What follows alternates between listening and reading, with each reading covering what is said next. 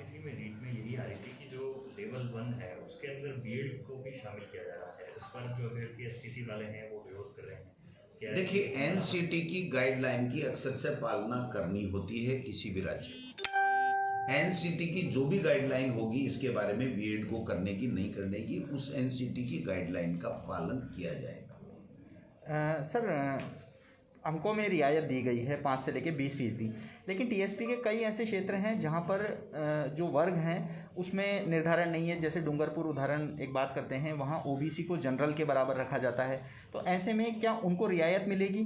साथ ही एमबीसी में जनरल तो आ जाता है लेकिन वहाँ ओबीसी को रियायत नहीं है। देखिए, वहाँ के लिए गजट नोटिफिकेशन महामहिम राज्यपाल के द्वारा निकाला गया है, तो उन लोगों को किसको क्या रियायत मिलेगी उसमें हमारा विभाग कुछ भी नहीं कर सकता। उसमें जो महामहिम राज्यपाल से जो नोटिफिकेशन तत्कालीन सरकार के समय निकला हुआ है उसी के ऊपर हमको चलना पड़ेगा। और मोटा मोटी जो शिक्षक पात्रता परीक्षा होती है या सिलेक्शन होता है उसमें जो एनसीटी की गाइडलाइन है वो हमारे लिए मैंडेटरी है।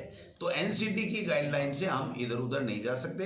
एनसीटी ने हमको ये जो रिलैक्सेशन देने का जो हमको अधिकार राज्यों को दे रखा है उस अधिकार का उपयोग किया गया है।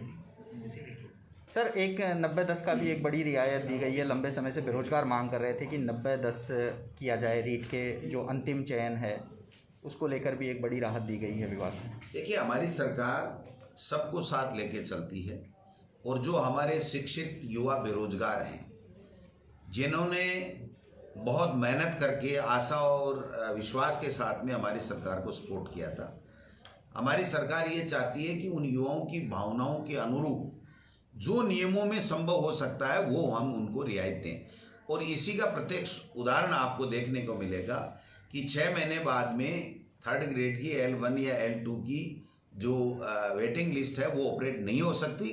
लेकिन माननीय मुख्यमंत्री जी ने आगे बढ़ करके ये कहा कि हमारे बेरोजगारों के सपनों को पंख लगे, उनको निराशा नहीं हो, इसलिए नियमों में स्थिरता देते हुए भी 3rd ग्रेड की L1 और L2 की जो वेटिंग लिस्ट है वो जारी करने का सरकार ने निर्णय लिया है। और आज जो ये निर्णय रीट के लिए लिया गया है, मुख्यमंत्री जी ने स्वयं ने 25 अप्रैल की डेट भी तय कर दी है और इसके साथ साथ काफ़ी रियायतें दी गई हैं। और ये 90-10 का जो रेशियो है ये भी हमारे शिक्षित राजस्थान के युवा बेरोजगारों की मांग के ऊपर नियमों के मुताबिक संशोधन किया गया है। सर, एक तबादलों को लेकर कई ऑनलाइन फॉर्म पहले भी आए थे और अब आपने भी कहा था सीकर में कि 3rd ग्रेड तबादलों को लेकर दोबारा से पॉलिसी यहाँ पर बनाई जाएगी। कब तक सर तबादलों को होने के आसार है? देखिए, 3rd ग्रेड से ऊपर तो ट्रांसफ़र हुए भी हैं और जहां बचे हैं वहां जल्दी हम लोग करेंगे। ये आचार संहिता जो नगर पालिका और पंचायत राज के कारण से थोड़ा सा हुआ है, बाकी ऐसा नहीं है, ट्रांसफ़र करने ही है, कोई दिक्कत नहीं, सरकार तैयार है। मुख्यमंत्री जी इस बात के लिए पूरी तरह से सहमत हैं। तो 3rd ग्रेड के लिए हमने एक पॉलिसी बनाई है और वो पॉलिसी हमने ऊपर के लेवल पे हमने सबमिट की है। उसकी अब एग्जामिनेशन किस प्रकार से उसको परीक्षण करवाते हैं मुख्यमंत्री जी कमेटी बना के या किस प्रकार से, और उसके बाद में ही हम लोग लागू कर पाएंगे। क्योंकि 3rd ग्रेड में सबसे बड़ी दिक्कत ये है कि जो बाड़मेर, जैसलमेर और 11 जो प्रतिबंधित जिले जो घोषित कर रखे हैं पहले से, उनमें जो टीचर्स हैं वो सब अपने इधर 9, 10, 11, 12, 13 जिलों में आना चाहते हैं, जबकि यहाँ पर इतनी वैकेंसीज नहीं है। तो मैं समझता हूँ कि उनमें आपस में किसी तरह का वो नहीं हो कि मेरे साथ न्याय नहीं हुआ। तो मैं समझता हूँ इसके लिए हमने एक एक्सरसाइज करके एक कमेटी बनाई थी और उस कमेटी ने अपनी रिपोर्ट दी है कि इस तरीके से हम इस ट्रांसफ़र पॉलिसी को अपन कर सकते हैं। तो वो अब प्रक्रियाधीन है और जब भी प्रक्रिया पूरी होगी उसके बाद में वो चीज़ सामने आएगी। सर, कोरोना संक्रमण की दर पहले की तुलना में कम हुई है, क्या स्कूलों को दोबारा खोलने पर कोई विचार चल रहा है? बिल्कुल, देखिए, इसमें मुख्यमंत्री जी भी बहुत संवेदनशीलता के साथ में विचार कर रहे हैं और चिकित्सा विभाग और होम डिपार्टमेंट और केंद्र की एसओपी, ये सारी चीज़ें मिलकर के ये चीज़ें तय होती हैं। तो अब चूंकि कोरोना कम हो रहा है तो इसके ऊपर भी मुख्यमंत्री जी से हम लोग आज चर्चा करेंगे कि वो विभिन्न विभागों से भी बात कर लें और सरकार की जो केंद्र सरकार की गाइडलाइन है उसका भी हम लोग अध्ययन कर लें और अन्य स्टेट्स का और का सबका परीक्षण करने के उपरांत इसके ऊपर मुख्यमंत्री स्तर के ऊपर ही निर्णय हो पाएगा कि स्कूलें कब से हुई। सिलेबस में और कटौती की बात की थी बीते दिनों अधिकारियों ने। नवंबर में जब आपने कहा था कि वर्किंग डे कम होंगे उस अनुसार ही सिलेबस को कम किया जाएगा। देखिए, अब सिलेबस को कम करने का अब कोई औचित्य नहीं है। हमने आओ घर से सीखें एक कार्यक्रम चलाया है और उस कार्यक्रम के तहत हम वर्क बुक दे रहे हैं, बच्चों से भरवा रहे हैं, बच्चों को घर पे वर्क बुक दे करके पुस्तकें दे दी गई हैं, वो भर भर के दे रहे हैं। तो मैं समझता हूँ अब इसको ज़्यादा समीक्षा करके और इसको और छोटा करने का कोई औचित्य नहीं है। बच्चे अपने घर से पढ़ रहे हैं, अभिभावक सारे उनको मोटिवेट भी कर रहे हैं और पढ़ा भी रहे हैं।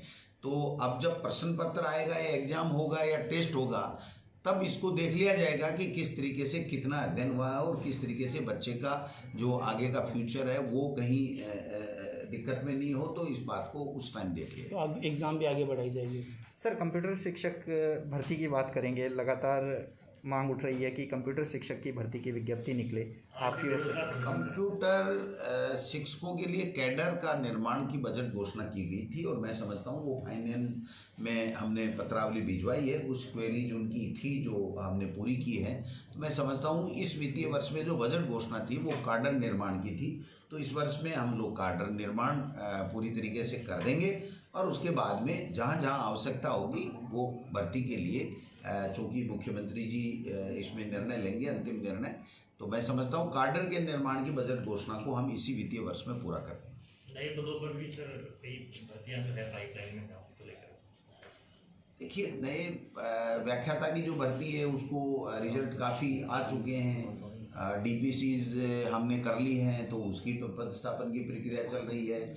जो पेंडिंग जो हमारी भर्तियों की कुछ है, जैसे पीटीआई के कुछ पदों की भर्ती बकाया है या कुछ कोर्ट में अटके हुए हैं, तो हम लगे हुए हैं कि कोर्ट से वो भर्तियां निकले और जो कर्मचारी चयन आयोग है वो भी अपनी भर्तियां पूरी करे। आरपीसी से भी सरकार पूरी संपर्क में है कि वो भी जल्दी से जल्दी जो भी उनके पास में पेंडिंग पाइपलाइन में भर्तियां हैं शिक्षा विभाग की वो हमें भेजे, जिससे हम पद स्थापन करने की कार्रवाई नियमानुसार कर पाएँ।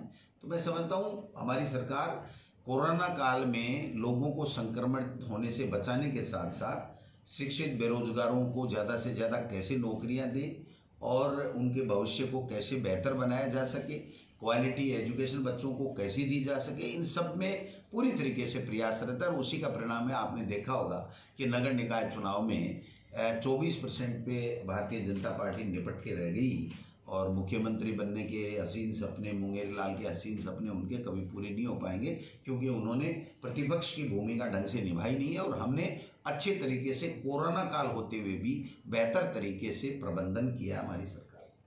सर, आपकी सरकार से पहले की भी कुछ भर्तियां अटकी, 2013 की अटकी, 98 अटकी, ऐसे बहुत सारे मसले अटके हो, क्या उनको भी आप देखिए, कोर्ट में जो भी भर्ती अटकी है उसकी हम लोग पूरा तरीके से कोशिश कर रहे हैं कि कोर्ट से वो बाहर निकल के आएँ, लेकिन उसमें सरकार का ज़्यादा जोर चलता नहीं है क्योंकि वो कोर्ट है। तो मैं आपने देखा होगा आरएएस की भर्ती इंटरव्यू जारी कर दिया था उसकी कैलेंडर और उसके बाद में कोर्ट में वो वापस अटक गई। तो कोर्ट की भर्ती के बारे में हमारा तरफ से कुछ नहीं कहा जा सकता, लेकिन सरकार का ये प्रयास रहता है कि कोई भी भर्ती अगर कोर्ट में है तो वो निकले और वो धरातल पे उसकी क्रियान्वित हो। सर, 98 वाले जो शिक्षक है वो लगातार प्रदर्शन कर रहे हैं। 98 का कोई प्रकरण अब सरकार के यहाँ विचाराधीन नहीं है। उसका भारतीय जनता पार्टी की पिछली सरकार है, वहाँ पर मंत्रिमंडलीय समिति और सीएस और सब ने उसका निपटारा कर दिया था। तो मैं समझता हूँ हमारे पास में इस तरीके का कोई आज की तारीख में प्रकरण